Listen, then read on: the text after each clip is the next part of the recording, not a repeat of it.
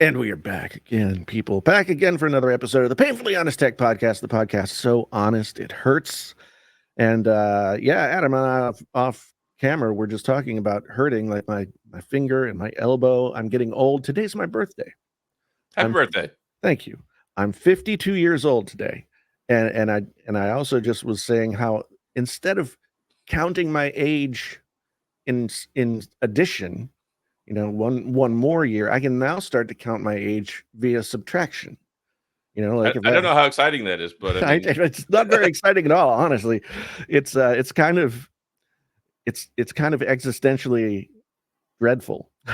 but yeah, so birthdays post 50. I mean, really post 30, unless you're a man child and you just party all the time like Eddie Murphy.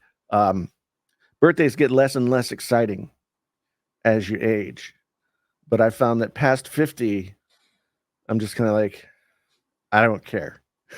I don't care. It's kind of like another day to me. And my kids are so excited about their birthdays. Like all six of them are teenagers now. Yeah.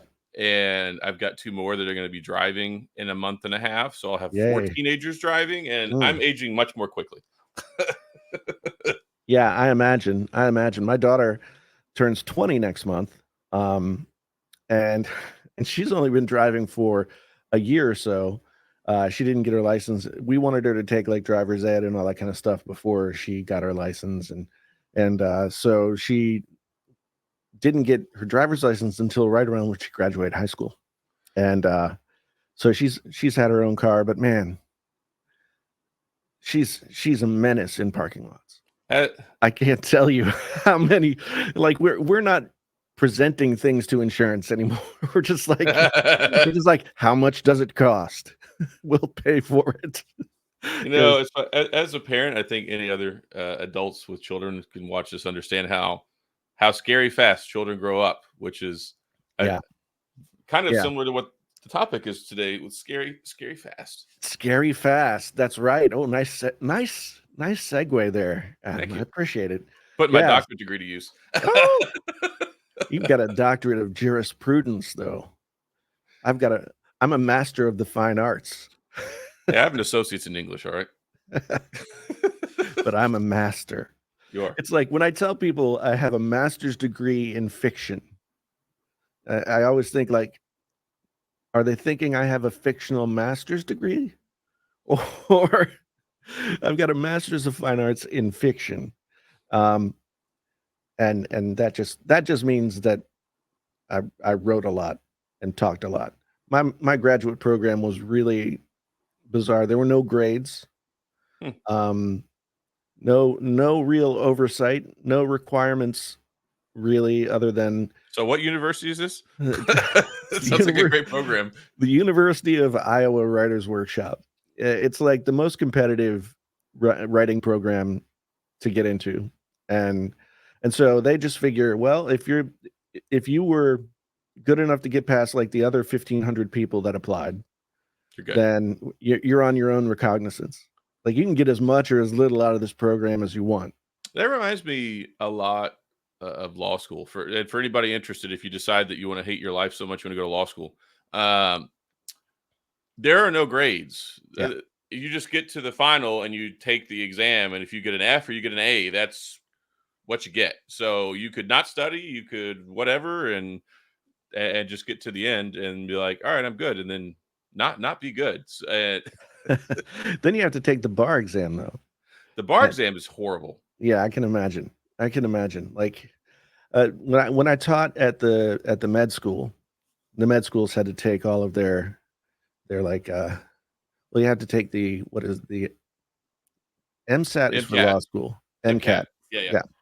So they had to take those to get in, but then they had to take all kinds, like there were tests at various levels of, and they were like tests that everybody has to take, and they impact what you can go for in residency and everything else.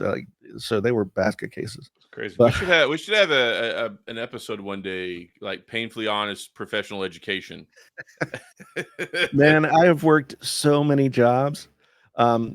Somebody on social media, put out like list all the jobs that you've had, and I had like 30 literally 30 jobs, starting with newspaper delivery. When I was 12, I delivered newspapers until I was 17, I think. And yeah, and then short order cook. I sold vacuum cleaners. I've just done crazy things. So I've had like 6 jobs, period, and like 3 of those have changed in the last couple of years. So I yeah, was whenever you, like I joined the military when I was 17, and I did that till I was like 33 and a half, and then they decided that I was too physically broke to keep doing that, so they retired me. yeah, And then I started my legal career, and then I quit that to make YouTube videos. that's quite the path. I mean, I was basically like so I wasn't officially like a member of the faculty. But I was professional scientific staff is what they called it. But adjunct So, faculty? well, I taught, but I was also an administrator of this program, right? So Oh, okay. I ran this writing program at the medical school, and it involved more than teaching, but I also taught. So, but I was professional scientific staff, and whereas like a professor can get tenure, Mhm. somebody like me could get career status is what they called it, which basically meant, if they eliminated my position, they'd have to And find find you another me job. something similar in that in the school. That makes So sense. I left that basically like job security for the rest of my career to make full-time YouTube videos. And But look at how successful we are. well, I'm on track this year, and I'm going to be somewhat speculative here and say that if I had made the money that I've made in the past 6 to 8 months all year, then I would make more money than I had in a year at my job. I So, probably say the same thing. I mean, just because I mean, I worked. So when I was doing legal work the last 3.5 years, I was working for a nonprofit. So we weren't making like I wasn't making a ton of money, but right. I was doing representing people who had been audited by the IRS, who of course can't afford to pay the IRS and they can't afford an attorney. So because of the grant funding, it enabled me to be salaried at an okay Yeah. amount to work for them for free. Yeah. Yeah. My wife has worked in nonprofit her whole career. And like she's the executive director of the organization she works for now. And she gets paid pretty well. But if she had the same kind of position at a for-profit organization, she'd probably be making twice what Oh she's yeah, making. yeah. If I were working in the public sector or doing just even for myself, I would be Yeah, making a whole lot more. So it was just I have one of those hearts of service. I like to help yeah. people, so I enjoyed working there. And honestly, the only reason I left is because they were like, "We want you to come back to the office after I've been working for 3 years." I'm Oh, yeah, yeah. I need to be here with my family. Yeah. Yeah, I don't know how I would have felt, going back after I heard that they made my former assistant and his new boss come into the office during COVID. Oh wow, So, well, medical school is a little bit different than most school because, you doctors kind of don't get to take a vacation. You don't get to just go home and study remotely. So some people from the staff had to be there, right? yeah, you And kind of have to so facilitate people becoming doctors.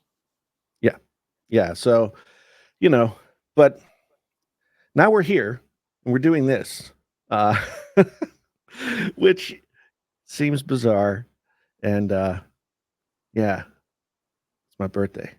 Anyway, what we wanted to talk about today at the 9-minute mark is Apple sort of snuck a new event into the calendar just earlier this week, and it's Halloween themed, which is exciting. The Apple's Scary Fast event, Online um, only. online only. I love how they sent invitations out to people, but the They do. invitation was for them to like turn on their computer Click and on a look at link. apple.com. I've gotten those emails before, and like I wish they'd send me the one where I could go in person, but I'm sure Tim Cook personally has me on a do not invite list. I don't even So get those emails, man. I don't know like how you get on it. Like some people just get them, Some It's been a long people, time since I got one. I think I might have like signed up for something a long time ago. I don't know, but yeah. So it's online only, and the speculation was we were done for the end of the year with Apple stuff because we got the iPhone, which is what ninety yeah. percent of the world cares about, and then it's like slip this one under the radar before you go get your candy covered apples to get a scary fast computer. Well, the thing is, like, usually you get your iPhone around, like August, September-ish. It's been later in the past, but it's been sort of early to mid fall. And then Apple usually has some kind of like late September, early October event. Hmm. But we got midway through October and there was no sign of an event. So all the Yeah, all everyone's the like, Apple nothing's content happening. creators, yeah, all the Apple content creators were like freaking out. Um, and then they just dropped this on us.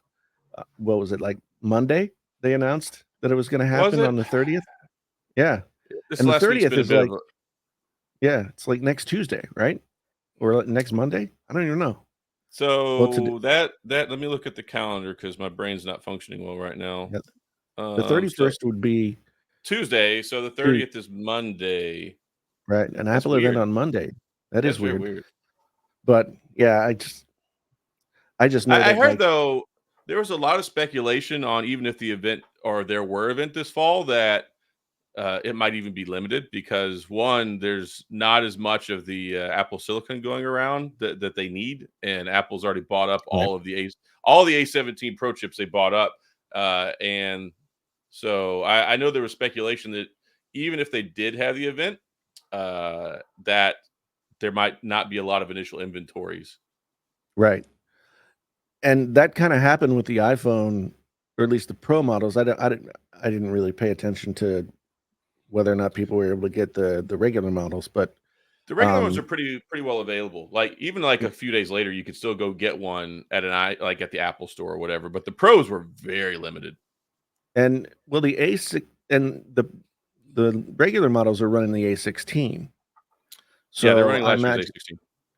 I imagine that um, they had amassed a a healthy stock of those over the course of time. Because what people might not realize in terms of how this whole cycle works is that if you want to make a batch of silicon, right? It's an 18-month process from start to finish. Takes a long And time. they have to like go out and grow the nanometers and, and chuck them into some kind of smelting pot. I don't know how they do it, but it takes 18 months. All I know is Um, there's lots of people in suits with masks, yeah, and they yeah. hold them up and they go, "Ooh." And so one of the problems that everyone has run into in the past couple of years is that when the pandemic happened and everything shut down, some of the companies who make the silicon were like, well, let's just take the foot off the pedal and not make quite as much. But nobody expected that everybody was going to buy a new computer during the Because pandemic. yeah, because everybody had to work from home. So So yeah, they got off schedule, and so it's taking them longer to get new batches out, which is why we've seen such a slow. Well, one of the reasons why we've seen such a slowdown in tech over the past couple of years, really. it's also a Um, reason why there's been less innovation because innovation requires new stuff. So there's been a lot of trying to modify or hang on to like existing stuff that's out there and reuse it, yeah, which is one of the reasons why I think Apple has done that because now the new phones, the new Pro series come out with the new chip, but the previous ones will come out with the Pro series of the previous generation chip. right, right. What I find fascinating about this whole thing is that during the pandemic, if you'll recall, if you drove by a car lot during the pandemic, like a new car, used car lot, right? There were no cars at all to be had Hmm. because they couldn't manufacture them. Yeah, they couldn't make the new ones; they needed chips.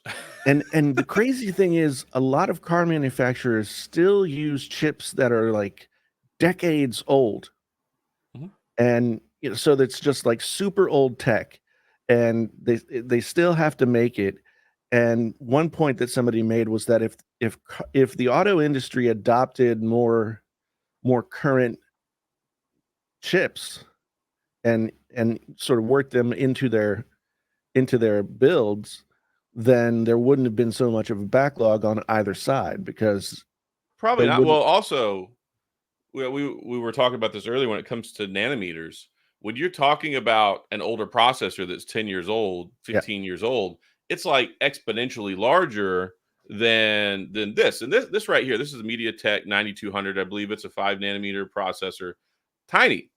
yeah, And then if I were to hold up, like, let's say a 20 nanometer processor, I mean, they just get bigger yeah, and bigger. So one of the important driving factors behind making smaller is you use less silicon. right, yeah. So yeah, whenever you've got chips that are being much larger produced, and it kind of hogs some of the demand. And I can't imagine the quantity that the auto industry requires as well. Let me do a Google search. Yeah, because it's it was just really fascinating to see new car lots with no cars on them. All right, so here we go. S&P Global Mobility expects new vehicle sales globally to reach 83.6 million units in 2023. So basically, as many iPhones are sold every year is how many new cars are sold every year Every globally. year. Yeah. Yeah. And That's that's not that's crazy. just new ones. And Yeah. that's not even all of the ones that they make. That's just the sales. Yeah. So we could probably anticipate 120 million cars a year made. Yeah. That's a lot. Yeah. I know that for some models, I remember John Rettinger posting on Twitter about this. He wanted to buy some like high ticket car anyway, but the markup was like 75% I think it over was a re Mercedes. yeah, it was like a Mercedes SUV or family vehicle or something like that. For like Uh, $50,000 markup. yeah, it was crazy. And I guess like I've never seen anything like that in my life because I've never lived in a place like LA where the Somebody could scarce do that, I guess. yeah, because if people want it, then and there's no supply basically, then you can jack up, jack it up. Like usually, I mean, I'm like, okay, I want no markup over suggested retail, dude, or Yeah, I less. know. Like I get mad. Like I went to Taco Bell yesterday, as I do, and I'm apt to Mm, do, and I got a chips and cheese sauce with my meal, right. and a chips and cheese sauce is now $2.50. Yeah. Just a year Yeah. ago, it was 99 cents. Yeah. I know everything is getting more expensive. I know that, so I'm a musician and I like to buy gear, and every once in a while I like to buy like a higher ticket guitar or something like that. And so I have a Gibson J45 acoustic guitar back here that when Nice. I bought it was retailing at 26.99, I think, which is not a little bit of money, No, that's a but good chunk of change. their sticker price now is 29.99. Wow. And yeah, and I the like a Martin D28 acoustic guitar, which was 21.99 when I bought one, is is like $3,300 now. I So it's have like a three or $400 Ibanez bass guitar that I got like 20 years ago, and that's just all I have in the guitar department. yeah. I don't recommend getting into paying a lot of money for guitars. Because what I've brief aside about guitar buying, what I've discovered is you can get you can shop around and get a good piece of wood, you can modify it, you can enhance it, you can do all kinds of things, but once you sort of find a good piece of wood that you like that molds well with you and your play style, whether it was like a $300 guitar that you put new electronics in, or it was an off the shelf kind of thing, that was a little bit more expensive. When you get up to like the $3,000 range, even though I've spent money on these guitars, it's kind of a vanity thing. I mean, they might have better electronics overall. They might be made of better pieces of wood, et cetera, et cetera. You could do the same thing.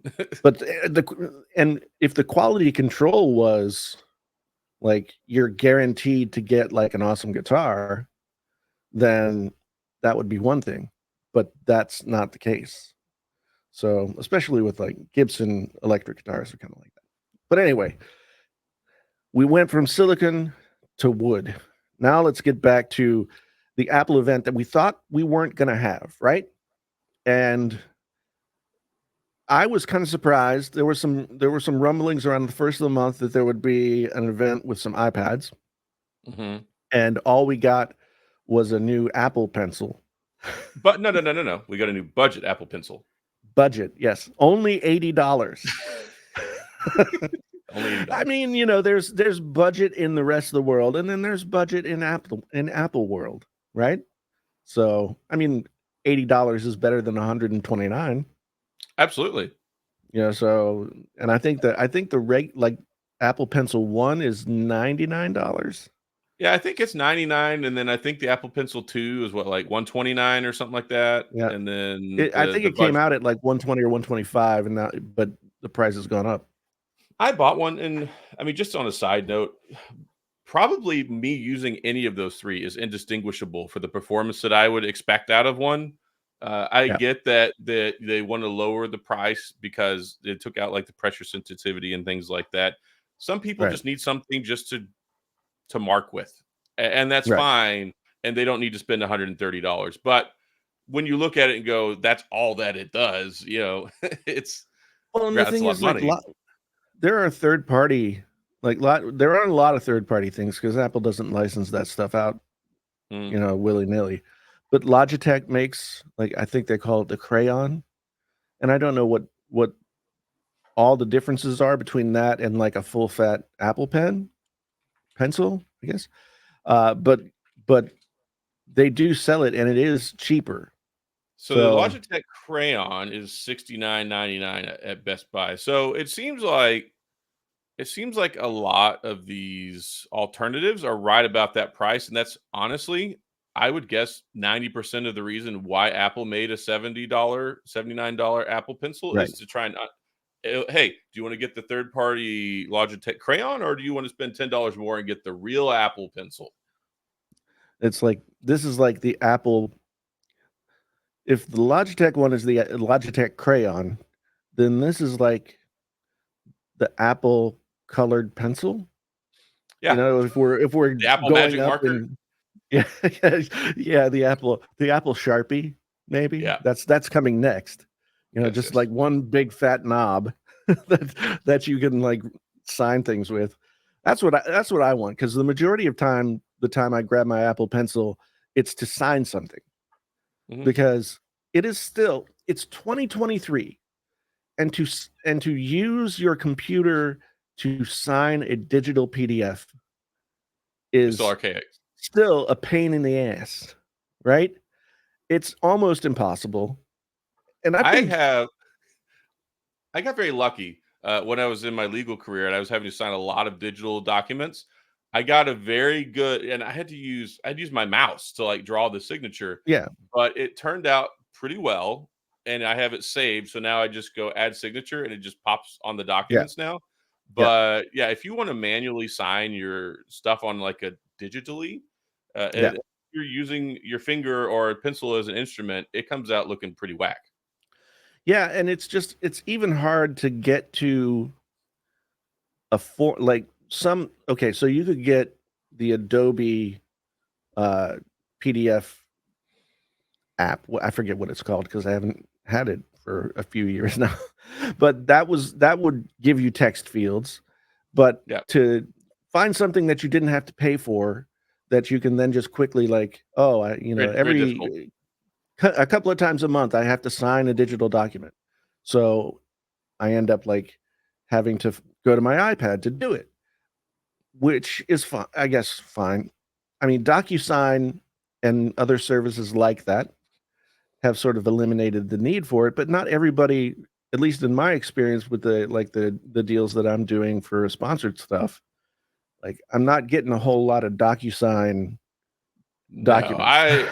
I do probably my standard is like 3 sponsored videos a month. Yeah. And I've been doing this for about 2 years or so now, and 0 of them have been DocuSign. Yeah. I think I've had 1 or 2. And yeah, it's kind of surprising because, like, you know, when you buy a house, let's say, you DocuSign everything. You have like a million forms, a million things to sign and check mark and initial and all that kind of stuff, and it all comes through DocuSign, and it just takes you from one place to the next. And it's really very very nice. But yeah, we got the Apple Pencil, the Apple Budget Pencil, which we're now called the Apple Magic Marker. I like that. Yep. And that was it. We thought we were going to get some iPads, but we didn't. And now suddenly there's this scary fast event coming on the 30th. Everybody's and like part of it shows the Apple with like kind of a shiny, ghostly hue Silhouette. to it along the edges, right? And then there's another one that shows the Mac logo. You know, the little face that's like kind of 2 faces. And so the thought has been now that we are going to get computers of some kind. Something based on potentially a new M3 level silicon is what is speculation. Yeah, and that's what we've been waiting on, and there's been all kinds of speculation about, is the M3 chip ready? Because I guess they were ready to release new iMac 24-inch iMacs like at the beginning of the year, and they didn't do it because they were going to wait on M3, and then M3 like so the difference between M2 and M3 is that I think M2 is 4 nanometer, I believe, or is it 5? I can't. M1 is 5 nanometer. I think this is 3. I think the M3 M2 chip nanometers is, let's see, how many nanometers is the M2 chip? Oh, it's 5. Yeah, it's still 5. So I think that's one of the complaints that I had, because I think that the M1 was 5 nanometers as well. Right. And then they just made some slight like GPU improvements to the M2. So I think they added like some more video encoder cores and some, it was a spec bump and not really like a total refresh of the thing. But what we've been waiting for is the 3 nanometer versions, and they just that's what haven't the shown M3 is up going yet. to be. So, And so the I'm M3 looking. is, yeah. Go ahead. Yeah, it's expected to use the 3 nanometer process. Yeah. So we can assume that scary fast applies to the fact that the M3 should be much faster, or considerably faster at least, than what we have now. And considering the fact that the M series chips that we've had to this point have like basically revolutionized Macs, if not computing overall. I mean, well, it's revolutionized a lot of things. And it's also revolutionizing the rest of the industry, because we saw that Snapdragon announced their new ARM-based chip this week as well. And they're like, oh, ours is the fastest for, and I saw a tweet from Max for the next few Weinbach. days. Yeah, he's like, for 6 days. Yeah. I mean, so there's been speculation that we're getting a new 24-inch iMac with the M3 chip in it, which the 24-inch iMac that they came out with, I mean, the design was cool or interesting, depending on how you feel about it. It was super thin, but that iMac, the only thing that you could get off the shelf, and this is what always kind of bugs me about Apple, is if you want something performative, something that's a little bit more professional, you have to special order it, basically. And the iMacs off the shelf were kind of like iMac versions of the MacBook Air. Yeah, they were the lower end models. Yeah, because they would have like the M1 chip, 8 gigs of RAM, and 256 storage. You're just buying a desktop computer with 256 gigabytes of storage, especially for like $1,700. Yeah, the operating system is at least 30 gigabytes, or somewhere thereabout. So you get like 220 gigabytes of usable storage. And I know everybody's like, oh, well, you can use external blah blah blah, but there weren't as many ports on that machine either. So to me, like the 24-inch iMac was like for receptionists. Yeah, so I look at the lower end models of the iMacs as like fleet enterprise computers. Like Right. you're going to get a school grant and they're going to buy 50 of them and put them in a lab. You're going to get a whole bunch of them for a computer workshop. You're going to get them for offices where people want to stream stuff where, like, foreseeably, most people Right. probably won't use more than 256 because it's just going to be Word documents and PDFs. Right. And so much stuff is streamed video related nowadays that it's like, Yeah. yeah, it's not like you and I, where I've got 100 gigabyte. I've got a terabyte of video files saved on my computer, right? Yeah. Yeah. But even so, like 256 is, some people would argue is not enough for a smartphone. I was just thinking that. Yeah, some So people would 200, argue it's not. and it would be one thing if you could, it was user upgradable, but we've been down this road. Everybody complains about Mac's non-user upgradability. And the trade-off is you get those designs, you get all the stuff that, like, if you wanted to be user upgradable with that iMac, it would still be fat because you'd Yeah, have to have so there's two things. Now, you do get the slimmer profiles, but what Apple has done is they use unified memory. yeah, So basically, it's not shared. It's not like expandable. Like you could, it's fixed and soldered onto the board. right, There's a lot of different reasons for it. It's not just aesthetics. There are yeah, performance increases that you get there as well. But or yeah, at least it's expensive. efficiencies. Yeah, Efficiencies yeah. for sure. And Well, they're like, and oh, that's the thing. And that's the thing. People love the fact that I thought the 27-inch iMac, either the i7, well, the i7 27-inch iMac from 2020 was probably the best buy in computing for the 2 or 3 years that that model was still current, mhm, because you could buy the 27-inch i7 model with the 5700 uh, Radeon. Radeon graphics card, right? And then they had a little door on the back, and you could upgrade it all the way to 128 gigabytes of RAM. Mhm. And so that could be purchased off the shelf, but made to be a professional grade computer. And Yes. Apple doesn't really have what the 27-inch iMac has always been, which is that, like, a little bit more expensive, but also a little bit upgradable so that you can go ahead in there and bump up your RAM and have a serviceable machine, unless you needed like the super pro grade of like a Mac Pro. And that would be So, nice. Mhm. but you could argue that, okay, so they offered that in the MacBook Pro line, but what I would consider, now most people can get by fine doing Creative Pro work, at least on a not a hobbyist basis, but not doing any kind of like super heavy lifting with the MacBook Pros that have a 512 gigabyte hard drive and 16 gigs of RAM, and the M1 or M2 Pro chips. You You can can, you can yeah. use those.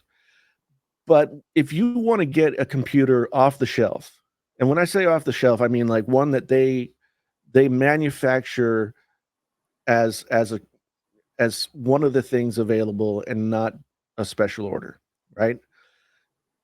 The 1 terabyte, 32 gigabytes of RAM M1 or M2 Max chips in the MacBook Pros, but that even the M1, even the M2 Pro 14-inch with 16 and 1 terabyte, or 32 and 1 terabyte, is a $3,200 guitar. 30, Yeah. it's one fancy guitar. Yes, it's one fancy guitar, and that's the frustration that I have now. And it's a small frustration. We were talking about this earlier. I have a 2021 MacBook Pro 14-inch with the M1 Pro. Right, And for like 90% of what I do, maybe 80%, smoothless, seamless process. But sometimes when I make these more in-depth videos where I've got like multiple streams of video, I've got overlay, I've got background, I've right. got, it can kind of, the performance you can notice on those videos it kind of gets a little more sluggish. and or so I have the 16 gigabyte RAM model, and I don't feel like I probably need an M3 when it comes out, but I would like to have 32 gigabytes of RAM. I think that would alleviate that bottleneck, Right. and I can't upgrade it. Right. And the fact that even those MacBook Pros start at 512 gigabytes of storage, and you're calling it a Pro model, so you're assuming that people like us who work with bigger files, who have to deal with, I mean, I can fill up a 512 gigabyte SSD in 2 to 3 months worth of work. Well, so here's the other thing, and when you look at Apple, one of their biggest driving innovators in video in the last few years has been ProRes. And that's one of their bragging points is that these M1, M2, M3 chips can handle ProRes, multiple 4K streams. Here's an illustration. I had bought a Blackmagic Pocket Cinema Camera Pro 6K or whatever it was, and I tried recording in ProRes. The same video file I was getting, like, let's say a 15, 12-minute video on my iPhone, 4K 60, would be about 4 gigabytes, 5 gigabytes. Right. In ProRes, that's like 70 gigabytes. Yeah. So if you want to work with ProRes on a 512, you basically can do maybe 2-3 videos and your machine's tapped out. Yeah. Well, I mean, so I filmed a 10-minute video yesterday, and I had like an overhead camera, and I had this camera here, and I did it on SD cards. And when I went to get the stuff off my SD card, I had 2 files on there because I had to stop and then start again. One file was 18 point something gigabytes, and the other was like 8 gigabytes. So we're looking at 26 gigabytes of video twice over. Mm-hmm. So 50 gigabytes for one video, that's 10% of the hard drive. Yeah, that's not good. Yeah. and so I mean that's also been a knock on Apple, because if you want to upgrade to 1 terabyte, I think they give you the 1 terabyte upgrade for $200 on certain models, but on some models it's $400. And then if you want the extra 8 to 16, or if you want to double the RAM, essentially, it's like $400 more too. So if you want to go, like, they'll say introductory crack rock price for their Mac product, it's like $24.99 for the 512 16 gig. Right. But if you want to go 1 terabyte 32 gig, you're basically looking at an extra $1,000. You like $34.99. Because that's what I did. I went out and got an M1 Max 16-inch MacBook Pro. And I decided, like, I was gonna spend the money. I was gonna get 32 gigs. I would have loved to have had 2 terabytes, because 2 terabytes means that you don't have to worry so much about file management like all the time. You can, so I do music and I do video. So I have lots of like sample libraries and other stuff that comes with all these different recording programs that I use. And those things take up tons and tons of gigabytes. So right now on my computer back there, I have, I think, 4 external hard drives stuck to it. That's a lot. And each of them, like, none of them are lower than 2 terabytes.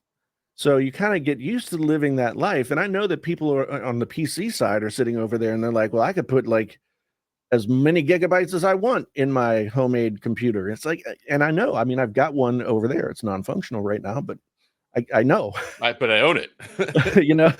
So, that my PC that I built for myself last year, the motherboard has space for like 4 SSDs.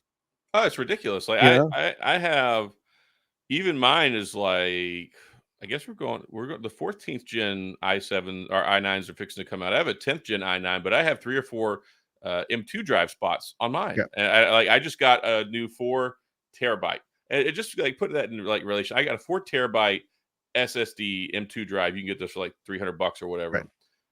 If you want an extra 512 gigabytes of storage with Apple, you could be paying $400.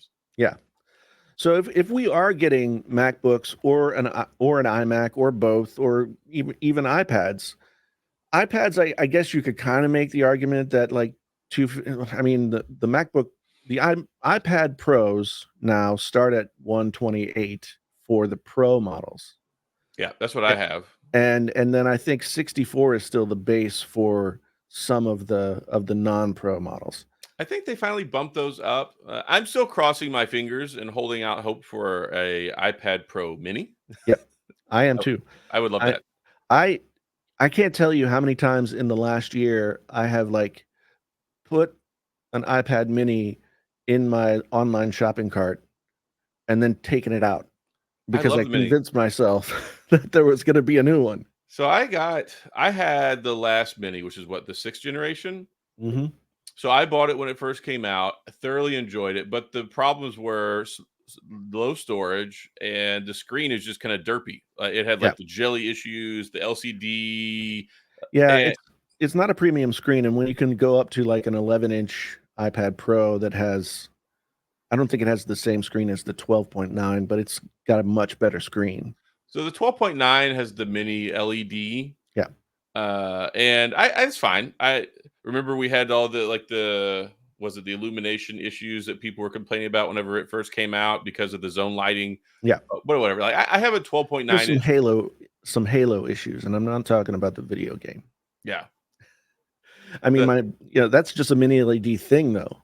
of It's course. an LED thing in general, but mini LED, I think people would expected it to be totally mitigated, but, it's really about the dimming zones and not about the technology that of the LEDs themselves. Correct.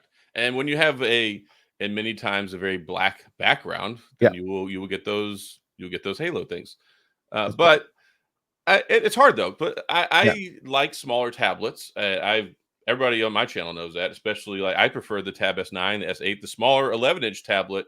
But I wanted the best, so I got the 12.9 iPad, and I wish I could get that technology in a yeah. mini. Well, the thing is, like, they've been talking about the next logical step for the iPad Pro line is OLED. Mhm. And OLED would be great because you don't have any halo effect on OLED at all.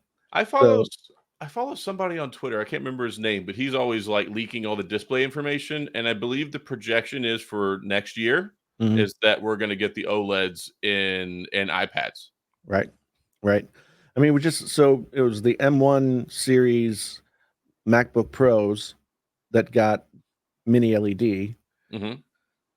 and I think I heard that OLED for those is still a ways out, like a year or 2 out, but I really hope if we're getting 3 nanometer chips, I would love it if Apple just came out and said, "Base model of everything is 512." And because I very often wanna get, like, something like a MacBook Air just to have something to carry around Yeah. and be able to use at different places or go to a coffee shop. Because I don't have a laptop right now. It's very frustrating. Well, 'cause I bought my wife because she has her Tesla channel, and she makes her own videos. I got her a MacBook Air with the M1, and I got her the 512, and it started at 256, but, Right. like, 256 is just if you're doing anything video related, 1000% unusable. Yeah. Yeah. No, it's true. And the only the only MacBook Air that you can get again, and I'm talking off the shelf because that's really all that matters to me. Like if I'm somebody who needs a computer that I have to special order, then I'm not like your average consumer, right?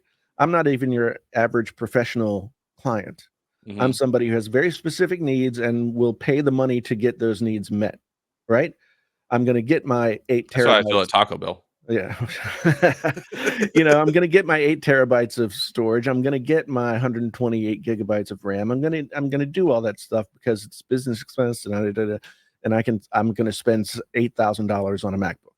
Mhm. But when you're asking people to spend minimum $2,000 on a MacBook Pro and you're starting them at 16 and 512, that doesn't feel like a pro machine because then I have to dongle it up.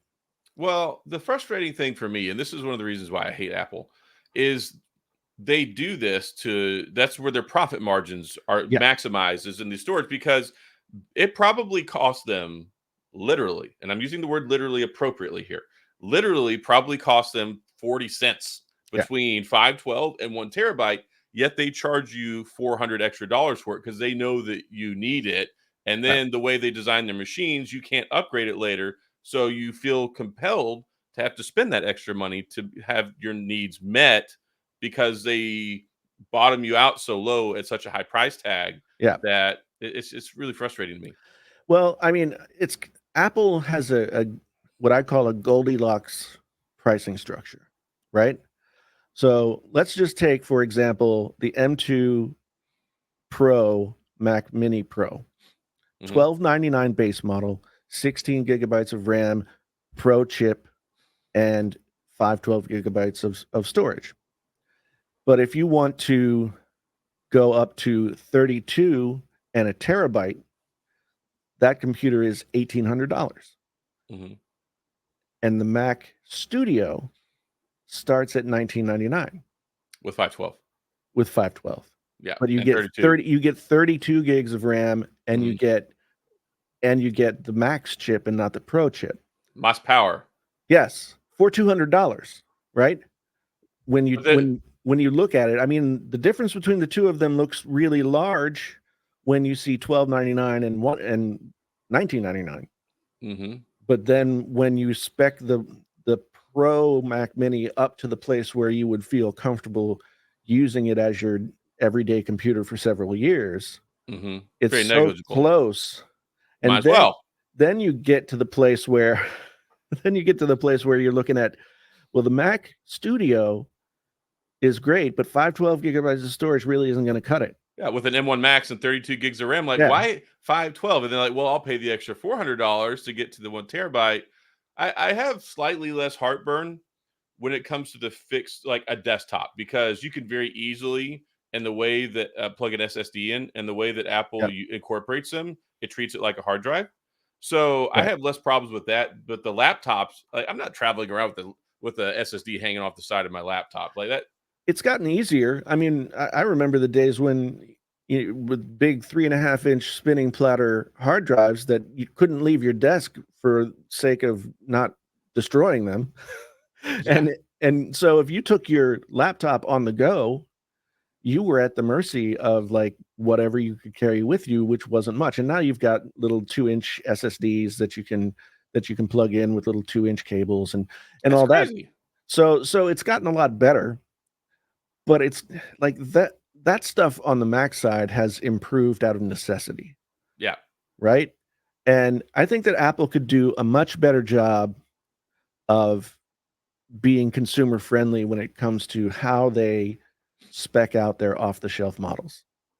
But with the Goldilocks pricing structure, they do it with the iPhones, they do it with the iPads, they do it with every single piece of hardware that they sell. Yep. Once you spec anything up, Might as then well get the next model.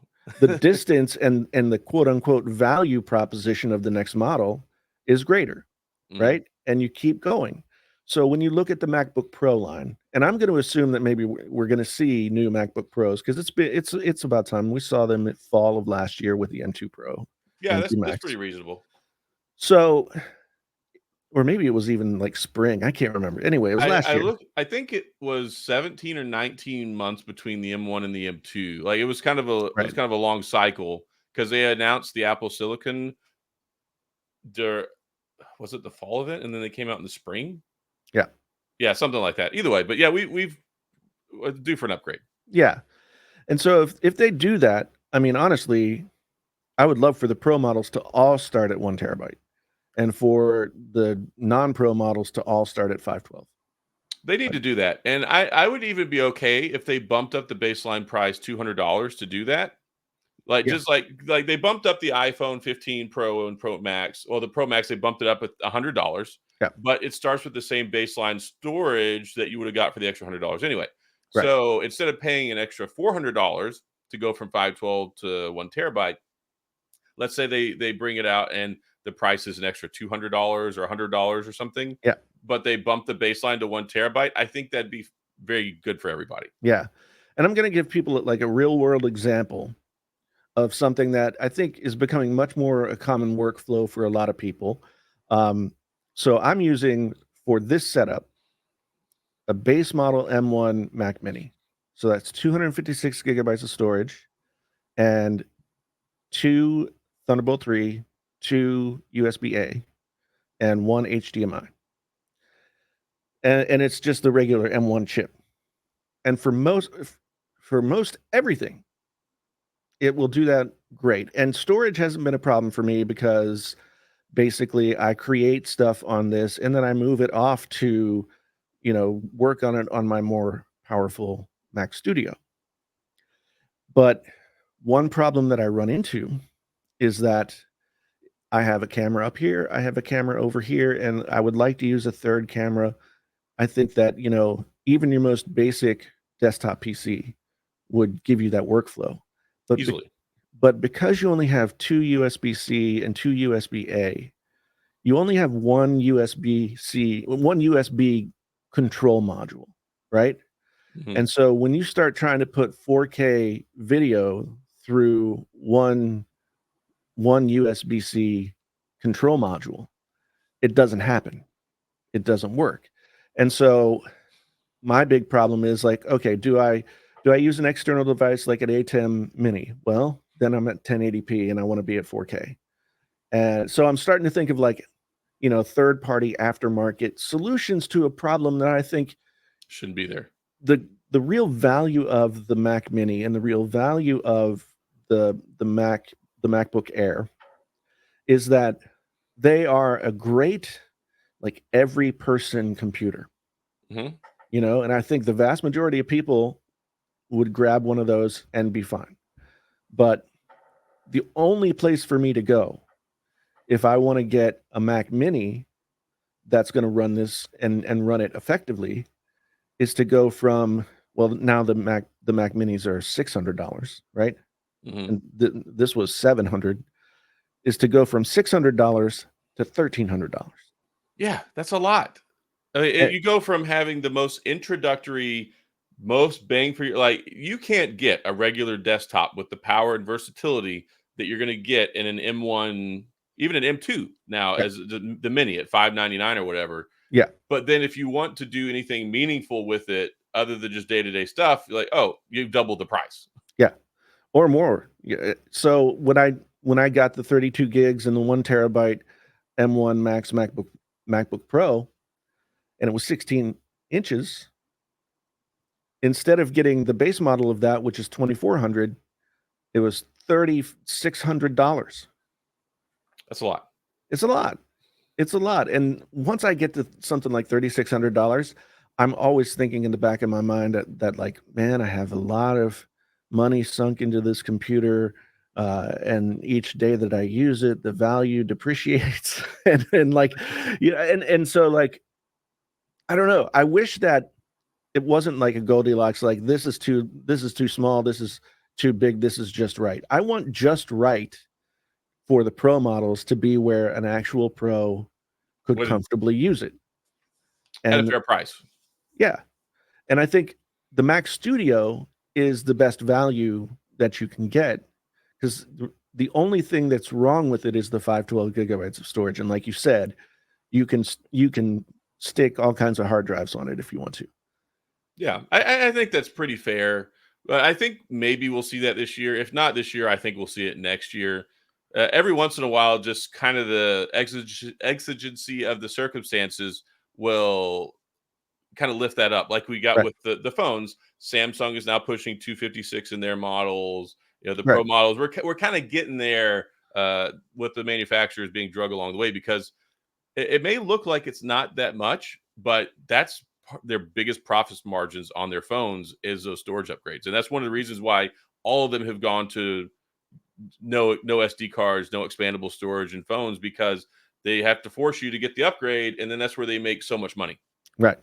Right. And Apple's been that way since time immemorial, right? Apple is always under-spec their off-the-shelf models and then made their money on upgrades. But at least in the old days, you like think about the cheese grater Mac Pro.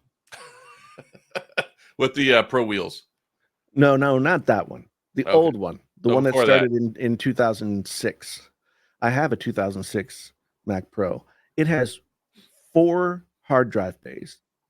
It has 3 PCIe slots. You can swap out the chips. You can do all this stuff in what's an amazing chassis, and it runs Mac OS. And to me, that's like a dream, It right? is, but that's not how they can make money. I know, because now it's like, oh, you could get the regular Mac Pro, but it's basically the same thing as a Mac Studio Ultra. And so Yeah, they're doing this with everything. I was reading a thing the other day where they're looking to build like these basically kind of modular shell cars yeah, where like they could just kind of stamp them and produce them as opposed to having to put so many parts together, which is great for speed and efficiency. But the problem is if you ever wreck it, it's done. yeah. Like you can't fix some of that stuff. So yeah, And there's always if it still costs as much as a normal car would cost, then that's not a good value. Yeah, I mean, maybe over time it'll make things more efficient, but that's the thing when you start making everything self-contained or one size fits all or unified bodies, that's just there's no upgradability ever. Yeah. And the thing about the way the smartphone industry has gone, and a lot of people point to Apple as like the real, and sometimes it seems like only perpetrators of this, like, sort of thumbing their nose at right to repair, right? I Mhm. mean, I don't think the iPhone is any less repairable by an individual than a Samsung Galaxy S23 is. You No, know? well, I they have mean, done us a favor though. They have done us a slight favor because effectively, if you had an iPhone 14 Pro or Pro Max, if you crack the back glass on it, yeah, good luck because it's like $500 basically is what they would charge to right, repair it. right. And at that point, why? So now it's supposed to only cost $200. Oh, well, that's nice. But then you gotta get the Apple Care. Yes, See, if you had the basic. Apple Care Plus, then it gets fixed, 3 years. The life of the typical lifespan of someone owning a phone, I would imagine, is 2 to 3 years, like an average person, It right? used to be it used to be 2 years, and I think we've seen this reflected in like carrier models now because 3 years ago the standard for financing agreement was 24 months. Right. And effectively, at the end of that 24-month period, you would just walk in, hand them your iPhone 11, and they give you an iPhone 13. Yeah. And now they're all 36 months because, well, I mean, the phones are just good that long now. Yeah. I know, and so when it comes to, right to repair, I'm of 2 minds. Because on one hand, I believe that, if you buy something and you own it, then you should have the ability to Fix it. fix it. But at the same time, that I mean, and to me, automobiles is a great sort of analogy here. Like, you used to be able to buy an automobile, and there wasn't a before 1980, there were no, like, there was no computer in it. Yeah, So you just had to fix it. as long as you could get the part, you could fix it, Yeah. right? Vacuum hose, new intake manifold, whatever. You could I just mean, pop the sucker on. swap entire engines, Mhm. you know? So you could do that. But now all of the cars are so controlled by computers. You can't Even change anything. You can change the oil. Well, if you have oil, Yeah, exactly. I mean, you can change the oil, and you can fill up the fluids. You can put some washer fluid in there, you can top off your antifreeze, but there's nothing else really that doesn't take a professional meter sticking into the dashboard to let you know what's wrong and how to fix it, right? And even so, if you're not trained on that, then you can't do it. So nobody seems to be, like, up in arms about the fact that, I mean, because the cars can do so much more now, and they're so much more efficient than they used to be. They're so that's much crazy. safer than they used to be. Like I have my Tesla Model 3 and I've had to do 2 things since I've owned this car. One is I had to get some new tires, Yep. and 2, I had to add windshield wiper fluid. I mean, there's just nothing. Yeah. And it's like, uh, just the way things are with new cars going forwards. Once we get there.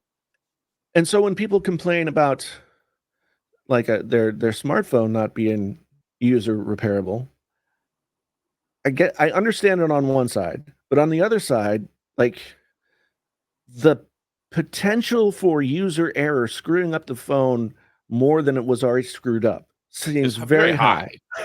especially Right? so the other thing, phones are very dangerous. They seem very safe Especially, and yeah, the very back. pedestrian. With the lithium batteries these things have in them, like, you could accidentally puncture that sucker with a screwdriver trying to replace the like, do something, Yeah. and, like Imagine you've got one of those tiny little, like, eyeglass repairing screwdrivers that just poke oh, it right through the battery, and all of a sudden you've got a big fire in your face. yeah, you're like a white phosphorus incendiary grenade you can't shut Yeah, off. Yeah, so, I mean, exactly. You and can't then pour water on it. no, you can't. I mean, so, No, but inherently, there are dangers associated with something that people associate with being a simple task. and see, this is what kills me about. I'm gonna specifically say Louis Rossmann because I think he's the person who is most well known for talking about right to repair and um, Apple's sins in that area, right? But what's Louis Rossmann's shop? I don't know if he's still in business or if he's moved on to something else, but his career for I don't know how long was fixing Macs. So he's arguing to put himself out of business. And Yeah. I would I would be hard pressed to believe that if I walked in and sat down and talked to Louis Rossmann and said, "Hey, so you repair Macs, some are more repairable than others. For any of those models, no matter how repairable, easy or hard, would you trust your average customer, the person who walks in here with your Mac, with their Mac to give to you to repair? Would you trust any of them? How many of them would you say would be capable of doing the work that you're doing?" And I think that he honestly would have to say very few, So right? I am a pretty capable person. Like, just for a little background on my resume, I was a weapons maintenance and instructor in the military for like 12 years. And like any gun in the Air Force, machine gun, pistol, whatever, I could tear it all the way down, diagnose it, fix it, put it back together, get the parts, Right. order whatever I need to do. I have rebuilt a car from the ground, Right. like the engine up, and Mhm. I could not replace a display in like an iPhone 5 before. So I No, don't. and I've watched people do it. I Yeah, understand how it works, you know. You take the back off of your user upgradable like PC laptop, you've got all those little ribbon connectors and I've done it, but would I say that most people who buy that computer would be able to do it or would want to do it? no, No. I would much rather take my car to the certified technicians at my dealership now and pay them. and pay them. Now, I agree that taking your car to the dealership is just an exercise in spending too much money. It is. But it's very hard these days to find an independent shop with all the certifications and all the tools to be able to work on modern cars. Well, there's also the As liability. Like, yeah, there's two things that I will never ever do myself, and one of them is use a chainsaw to cut down trees around my house. good Uh, idea. Yeah, because I will pay somebody the $500 so they can use their bonded insurance policy in case they fell a tree on my house. yeah, Could I save myself the money and go out there and chop it down? I sure as heck could. But if I drop it on my house, then I mean, I yeah, just destroyed my house, and then yeah. I got to, yeah. So I can actually speak to that. We had a big storm about 6 months ago.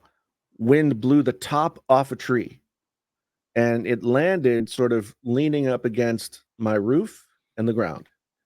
And at first, I thought, well, I could get that off there. And then I went out and really looked at it, and it was about 6 inches around at its thickest point, and about I want to say if my house is like 12 feet tall, then to the gutters, Hmm. then this was probably like 16 to 18 feet long. We have very steep roof. Hmm. So I'm thinking to myself, like, all I have to do is get up there and push it. But all you have However, to do is get up there. however, getting up there, and that's something I would have tried to do when money was a little tighter and I was a little younger. But Oh, now I'm thinking like, worst case scenario, I either fall off and hurt myself, yeah. or I I try to get that thing off, and it not only, breaks the roof more, but also breaks something else. Yeah. So yeah, I mean, I don't know how many people would wanna get inside their phone. And that's funny because I forgot to mention the second thing that I won't do, and that's mess with 220-volt electricity. Oh, no. No, no.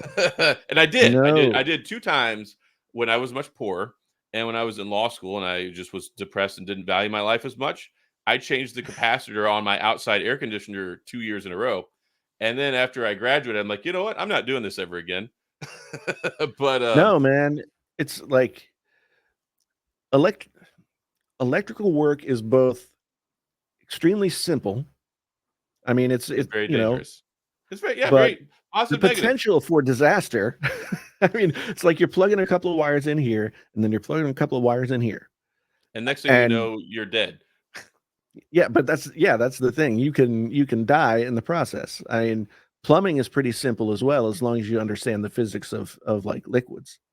Yeah. But not everybody does that. So it's like some people are good at fixing their house, some people aren't. Some people would rather pay to have somebody who knows what they're doing do it for them, whereas some people, I think that it's a kind of stubbornness that is specifically American, It is. We and like to be able to fix things. it's the self-reliance and self-sufficiency thing that we have ingrained in our minds about how, like, what is it's a value that we have about how we live our lives. Yeah, I And think so. so the right to repair argument to me is kind of wrapped up in that idea, this like You know what's self-reliance manifest destiny thing. what's funny though? It remember a few years ago whenever Apple went to this model and all the big tech people were just up in arms because they're like, "I can't do this anymore. I can't do this anymore." But as we're talking, like, we identify that as such a very fringe part of society that would do that anyway. Right.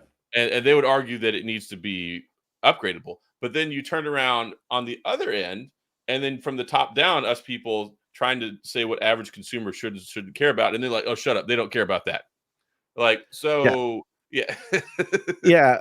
I mean, there's in the techosphere of like, people who prognosticate and discuss and all these kinds of things about tech, there is a built-in hypocrisy yes, that I think most of the time people their noses are so close to the screen, almost literally when you're talking about 120 hertz, they're so close to the screen that they can't see the hypocrisy of like what they're saying. It's very difficult to put yourself in the shoes of a person who doesn't know what you know, especially yes, when you're always talking to other people who know what you know, right? yes, yeah. It's I And mean, it's one of those water cooler conversations where 5 or 6 of us will have the same opinions, similar levels of education on it, and we'll like, oh yeah, yeah, that's what we need.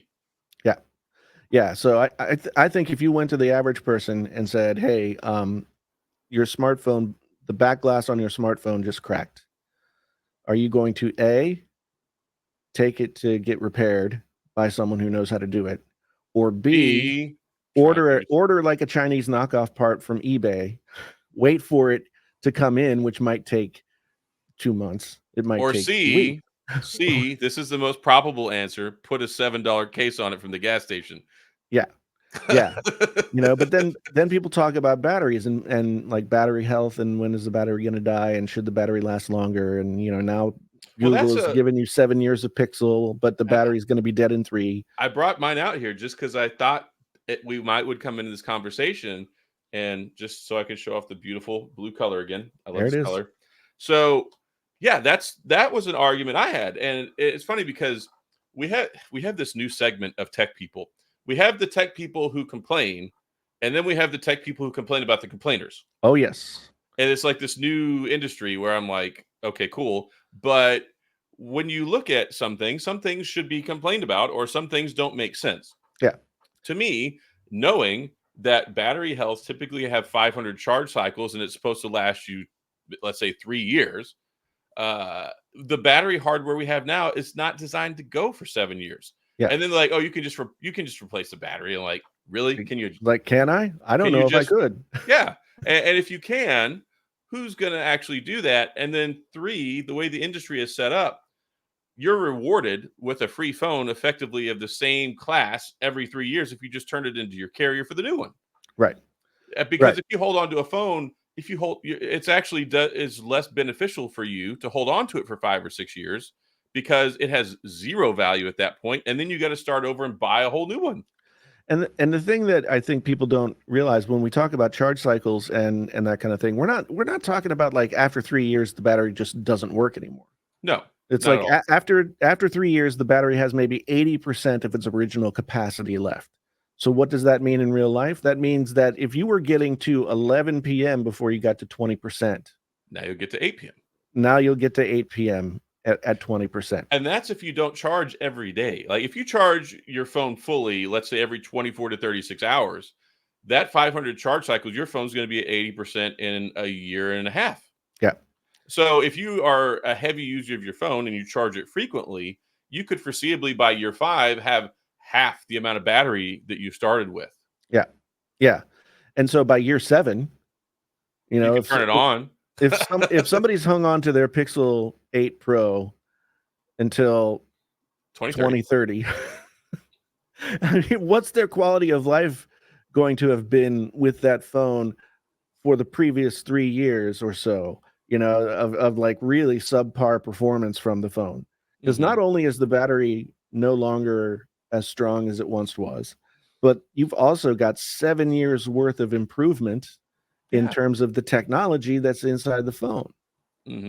And so I think ultimately, and here's the question: if you needed your Pixel repaired, where would you go? Good question. And how much would it cost you? Right. Because another thing is, most times, even if you can't get the new one for free the next year, you might have to pay $100 or maybe $150. So why would you at year 5 put a new battery in it when likely you could just walk right over to AT&T where you get your service at, trade it in and get the new one for free and pay the $100 in taxes or whatever anyway. And then you have another one that's good for 5 years with all the latest developments instead of hanging on to your basically archaic phone at that point. It's very few people who are willing to use a phone that would be that out of date. 7 years is a long time in terms of tech development. Oh, for sure. You know, but I mean, I still get comments from people. Someone's like, "Hey, should I upgrade my Pixel 2 to the Pixel 8 Pro?" And I'm like, "Yes." But I mean, there are people that have done it with phones that are 7 years old now. And I just going back now and trying to imagine using a Pixel 2 as a daily driver in 2023. I'm like, wow, that's impressive. Yeah. And the thing is, so the argument that people would make about keeping your phone for longer is that you create less industrial waste, right? That's one argument that people would make. However, I would say that they're not like building that phone from scratch for you. Like that phone's being made regardless of whether or not you hang on to your Pixel for 7 years. Well, whatever phone you might get. That's kind of like that argument too with food, where they're like, "Oh, you're perpetuating the cycle because you're buying the meat from the animals that are killed." I'm like, okay, I get that, but the animals need to be eaten. Like if you go buy ground beef on the store, the industry's not going to go away because 1,000 people quit buying ground beef. Yeah, and I always think about this, and this is what I explain to people when we talk about husbandry of animals. Let's say that animal husbandry. Yes, we're not marrying animals. No.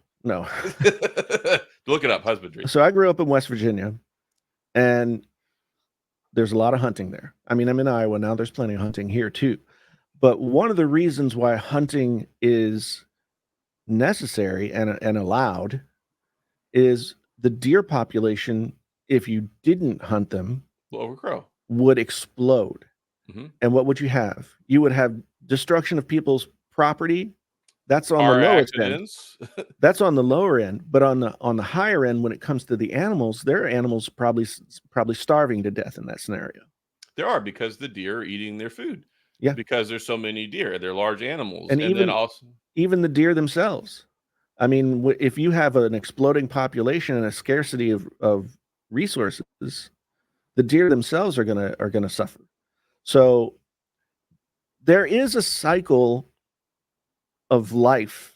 I'm not going to sing any Elton John songs, but there is a cycle that takes all this stuff into account. And to bring it back to tech, I think that we have to be realistic with the fact that these things are ingrained into our everyday lives, and we use them up, Mm-hmm. and they have a useful life expectancy. And then They do. beyond that, it's a decreasing resource, right? Yeah, and then you So get diminishing returns on your investment too. right. Yeah.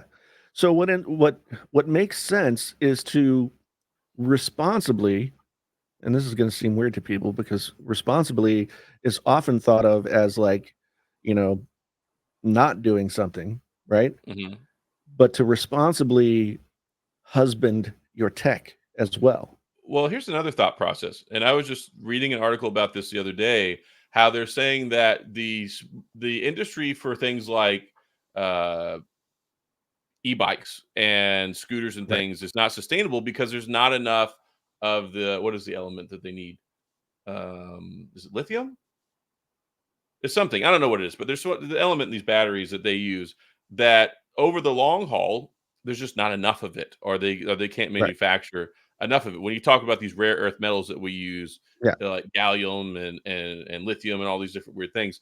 But talking about what we were earlier, circle of life back to the car industry using 20-year-old chips that are this big. Yeah. Well, you can get it's just like the repurposing of radio waves and TV waves for 5G. If you recycle your phone from 10 years ago, there's not Yeah. enough of the parts of graphene and all this to make silicone for the newer stuff that we need because there's shortages of that. When you recycle them, and that's like those trade in programs, if you trade in a phone that's 10 years old and the chip is this big, they can make 10 new smartphones out of that by repurposing that silicone. And that's one thing that I mean, maybe Apple is just better at advertising it and making it known to their customers, but it's such a dysfunctional relationship with a company like Apple.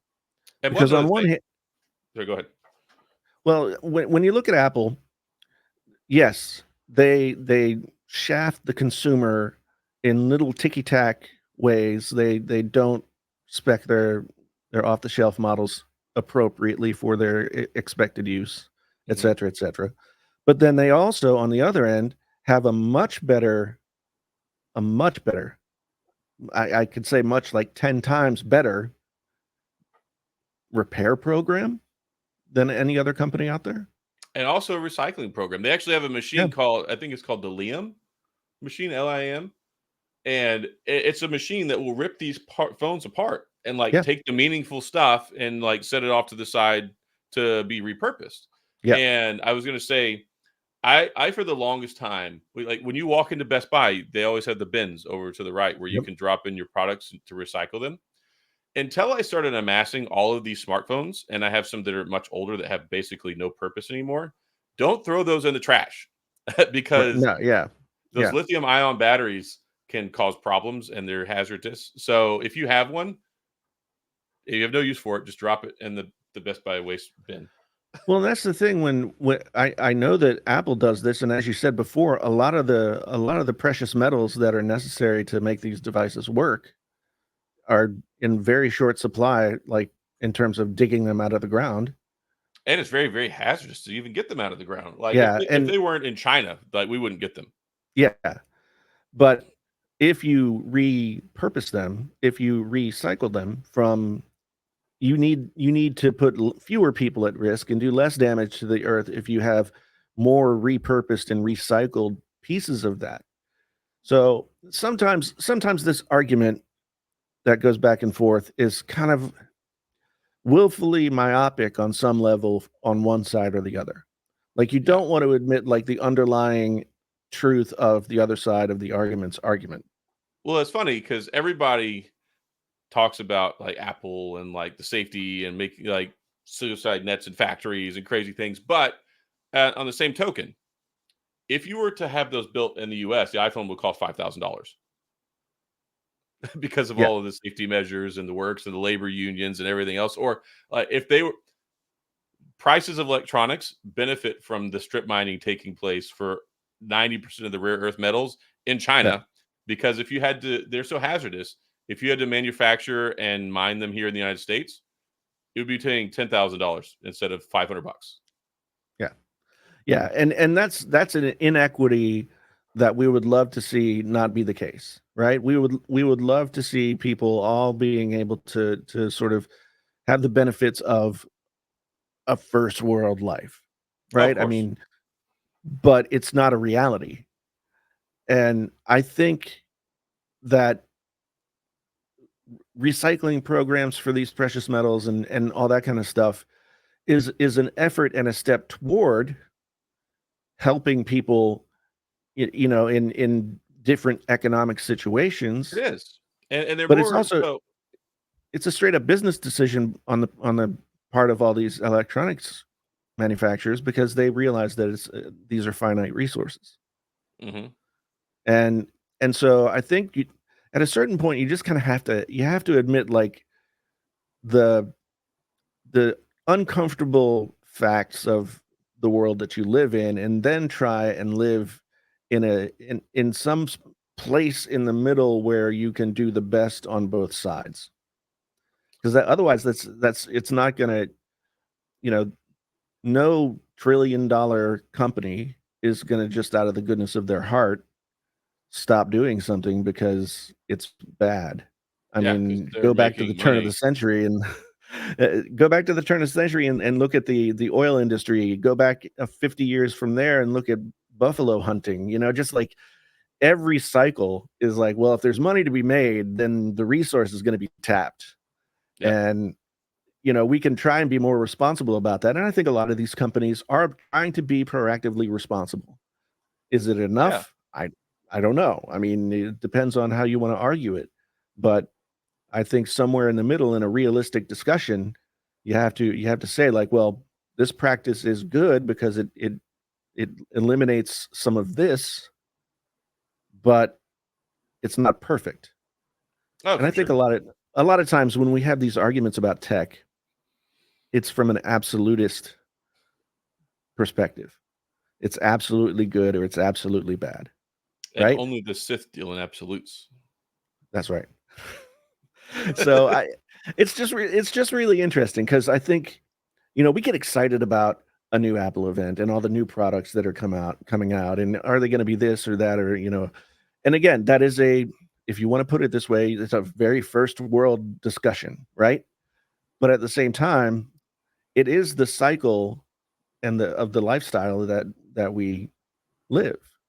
And a Yes. lot of people use these, whether it's your smartphone or your computer or your car or anything like this. It's a part of our economic cycle. It's a part of our, if you don't have a car to go to the grocery store, you don't get your tofu, right? I mean, Or some people. I mean, a lot of people use these things for livelihoods, especially now more so than ever. And it's funny because simultaneously, electronics are they're commodities, Right. uh, but they're also something that we get excited about, that we want to go buy, because you don't necessarily have to have these flashy things. So they're also luxury items, and then they're also necessities. Yeah. It's Yeah, just and it's a really weird industry. and yeah, I think that, I mean, I realize that to some people listening to this conversation, like, oh, these dudes are like right wing, whatever. There's somebody that's going to be thinking that when they hear this conversation. But I mean, I'm as much a liberal as you could possibly be. He is. But I'm also extremely pragmatic about the realities of the situations. I try to be as pragmatic as possible because otherwise you kind of run in circles. And the fact that even though it creates issues, the fact that I'm able to run a live stream. I mean, you're in Texas, I'm in Iowa. Yep. I'm able to run a live stream from a $600 computer that, allows us to have this in real time conversation, recorded at the same time, and And then people have can the then watch product. afterward. Yeah, I mean, that's pretty incredible, and I think good for not. our podcast specifically, but in general, good for humanity. Like, we're not saving the world by having the Painfully Honest Tech podcast, but dissemination of information and creating discussions among people much further afield than was possible 50 years ago is still sure. like a good thing, right? So, I mean, and cat videos. That too. Yeah. So I think to wrap it all up, I'm anxious to see what this Apple event's going to be about on Monday. I'm hoping that Apple will move a little bit further toward helping, consumers like you and me who, I don't want to overspend on a computer.